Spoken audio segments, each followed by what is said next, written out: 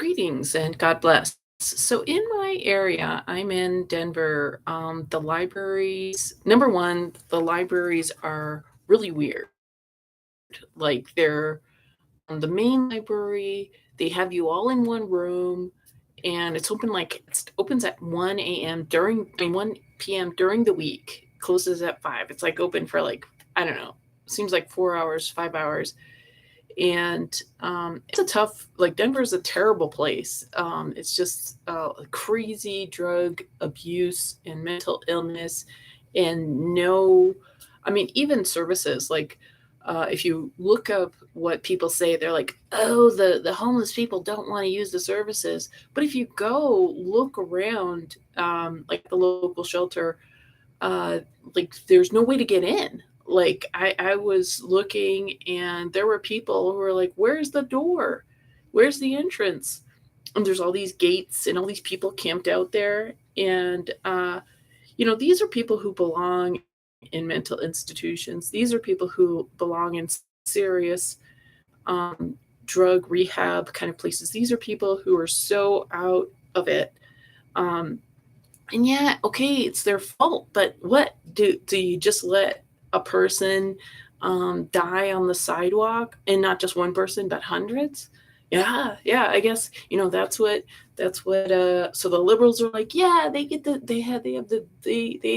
the right to die this horrible death. And then the conservatives are like, yeah, they deserve it.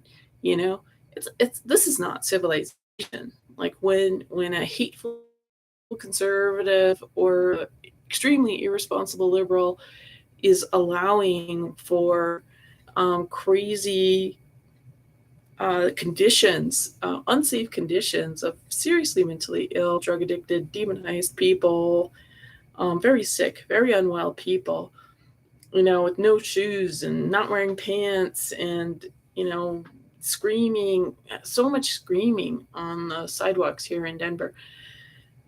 And there's one day I saw police walking on the sidewalk, like literally on the sidewalk. Yeah, you'll see a car pass by, or you'll see an empty police car or something like that. But and it's weird because New York just recently legalized pot, and yeah, I mean, it was crummy. It was annoying because every sidewalk it smelled like pot. But there were police. There were police, like, just in groups of police. And yeah, there were crazy, angry, hateful people that wanted to attack me, calling me the B word, because of probably this shade that I have. And I was just walking. I was just trying to find a pizza place. When I was in New York, it was, I don't know, was it like 7 at night or something like that? Like some sort of parade had just happened. It was in the summer, and the cops didn't do anything when this guy was like saying really mean things, like violent things towards me and towards this other lady, or these other ladies. Um, so the cops aren't, they're not saying, "Hey, stop threatening violence around you," but they're at least there. Like, I think if somebody started stabbing people and if there was blood spilt, the cops might do something. But it just, even, and folks like to bash police, and maybe they're right, maybe they're wrong, I don't know. But we are in anarchy. We are in um, it's like both the right and the left have contributed to this anarchy. The right being despicable in its stereotypical way, and then the left becoming despicable. When power corrupts, it corrupts absolutely, and the left has assumed, oh well, as long as we give somebody who's oppressed power, that person's going to be noble, and that is not the case. Just because somebody's a woman, just because somebody's a mother, just because somebody's a person of color, or a member of the LGBT community or something like that, that doesn't necessarily make them honest and good. Just because somebody's a Christian doesn't mean that they're good. Just doesn't mean that they're safe and trustworthy, as history has proven. So, anyways, there's just this mess. And the library is the catch-all for people in distress. It's like, there's no real community centers. The community centers are the library.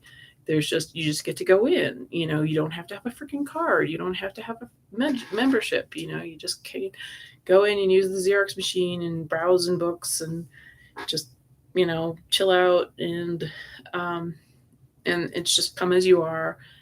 And anyways, so now, uh, so Denver is like crazy weird. So they're doing construction, although nothing ever seems to be getting done, and they have like. It seems like 3/4 of the building is shut down, so everybody's all in this room in Denver, and uh, you don't even know how to get in there. Every time I'm going to the library from the library, and I'm passing the main entrance, it says it's closed. So everybody is like, "Oh, the Denver library is closed," because they have all this chain link fence up. They don't have a clear sign saying that it's open. And so then I'm like, it's people in wheelchairs. It's people who look like they have cognitive impairments. It's people whose English is a second language. They're a fresh immigrant. So I'm like, no, you got to go around, around, around, and when people are stressed out, they don't have a command of English. They've had a concussion. They're disabled. They're cognitively impaired. It's hard. It's hard to even process what a perfect stranger is saying, like, "Hey, you want to go this way?" And I'm sure a lot of you are like, "Well, then they shouldn't be outside." Okay, whatever. Then you shouldn't be a human being and on this earth, in my opinion. We are all here as a member of community. Um, and I'm not saying hold everybody's hand, but just be decent. Anyway, so the Denver library, like all their other little libraries, I've only been to a couple, but they're like tiny. They're like the ghetto library.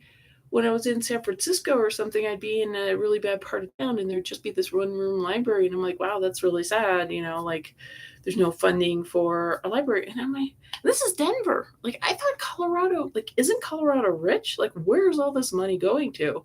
Is it just all going to the deep state tunnel underground human trafficking thing? Must be, because it's not going into the city.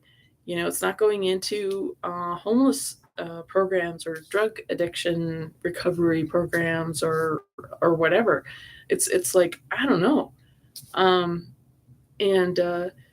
anyway, so the I went to like NHE and the library, even the main library, they've got like maybe 70 books on tape available for the main library in the city of Denver. Like the main library, 70. Like 10, 10, 10, 10, 10. Okay, like when I've lived in Montana, they had a serious selection. That was Norfolk, Virginia. And like Denver is so it should be so ashamed of itself. Yeah. They're like, oh, we're under construction. Like I think some guys are pounding some metal object every hour to make people think that work is being done. And I think I don't know. I don't know what's going on.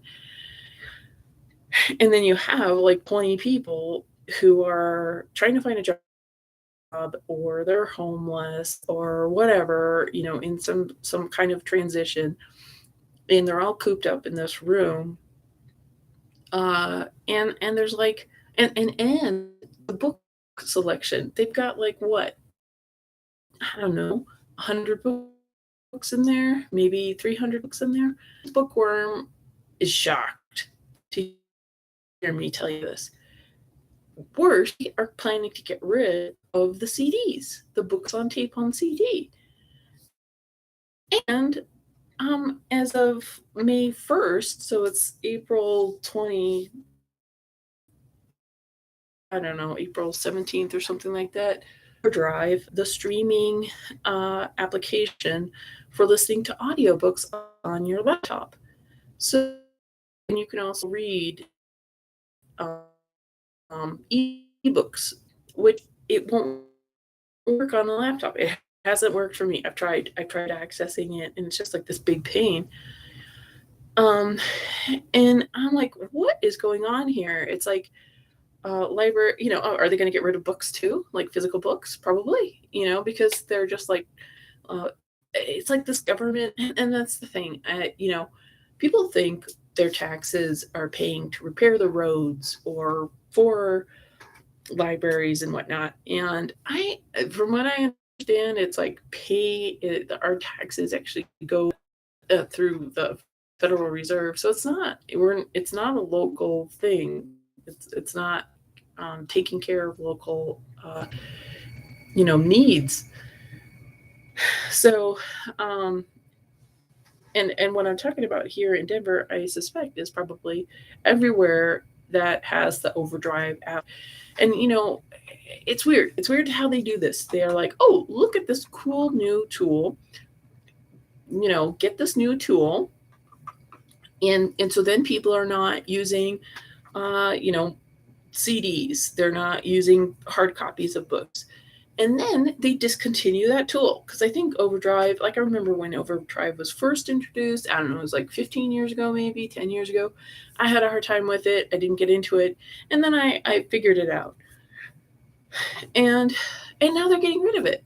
Like that's how it works. They like if you look at websites today, instructional, like how to get things installed or something like that. There's just not nobody has it figured out. Nobody they don't care. They don't care about the end user.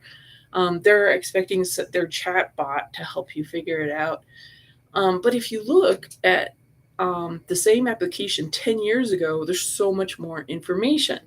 Like they understood there was troubleshooting that needed to be done, and they actually felt uh, interested, and they delivered information. They gave you actual like sequential logical information how to troubleshoot this and that and other thing of an application or the computer or something like that.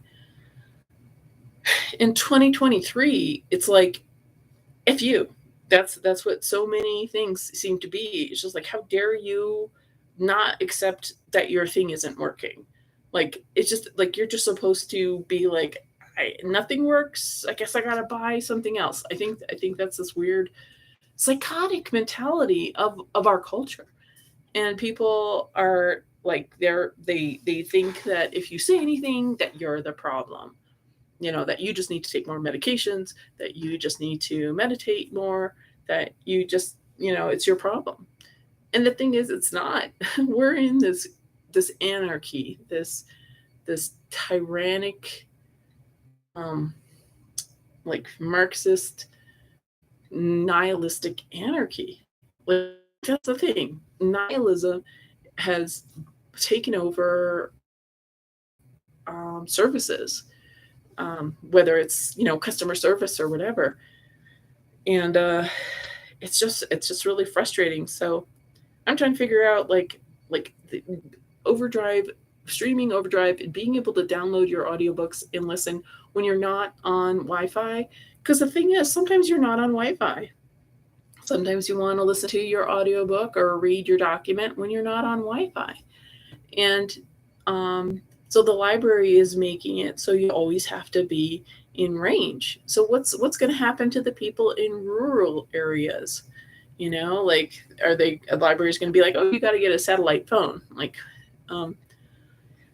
so anyways, I just wanted to share this, and I think we should complain to our libraries and insist that they keep services. Like, don't assume everybody should be on a smartphone and streaming on Wi-Fi all the time. Like, we should just keep resources, um, instead of trying to corral people into this one world library system.